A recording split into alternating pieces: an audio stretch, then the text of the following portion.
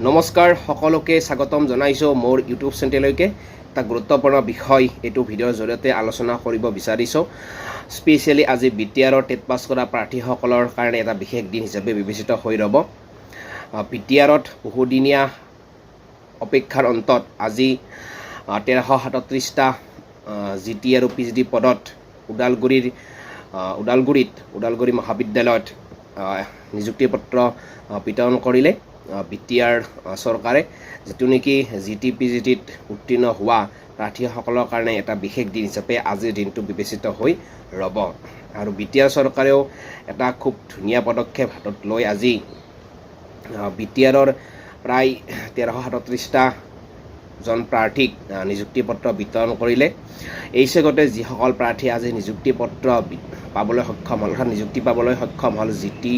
আৰু পিজিটিত সেইসকল প্ৰাৰ্থীক বহুত বেছি শুভেচ্ছা জ্ঞাপন কৰিছোঁ আশা কৰিম বিটিআৰৰ শিক্ষাৰ দিশত এইসকল শিক্ষাগুৰে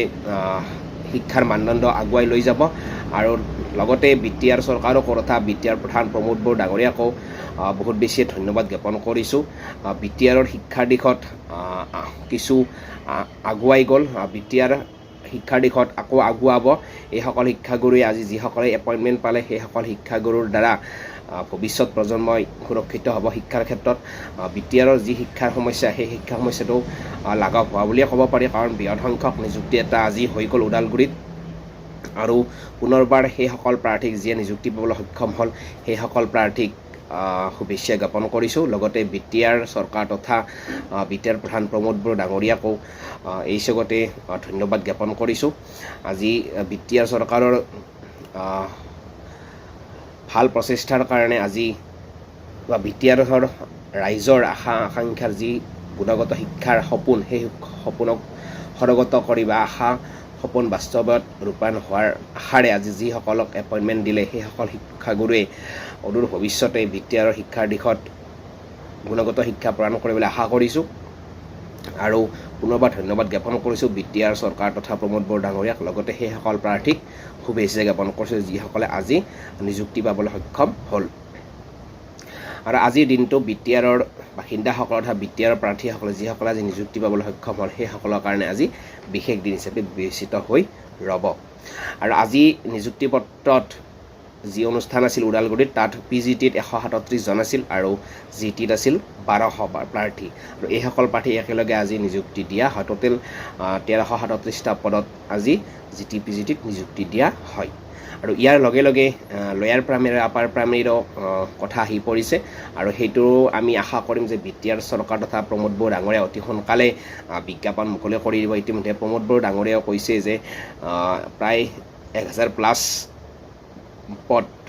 SI হৈ আহিছে বুলি কৈছে গতিকে সেইখিনি পদ অতি সোনকালে প্ৰমোদ বড়ো ডাঙৰীয়াই তথা বিটিআৰ শিক্ষা বিভাগে মুকলি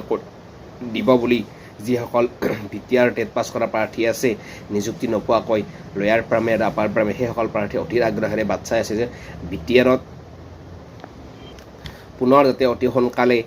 নিম্ন প্ৰাথমিক আৰু উচ্চ প্ৰাথমিকত নিযুক্তি দিয়ে তাৰ কাৰণে সকলোৱে অধীৰ আগ্ৰহেৰে বাট চাইছে বিজ্ঞাপনৰ কাৰণে অধীৰ আগ্ৰহেৰে বাট চাই আছে আৰু আমি আশাবাদী যাতে এই ভাল খবৰটো আমি lower primary upper primary TET pass কৰি নিযুক্তি নোপোৱাকৈ থকা প্ৰাৰ্থীসকলক অতি সোনকালে দিব পাৰোঁ ইতিমধ্যে প্ৰমোদ বড়ো ডাঙৰীয়াই কেইবাখনো সভাত উল্লেখ কৰিছে আৰু যোৱা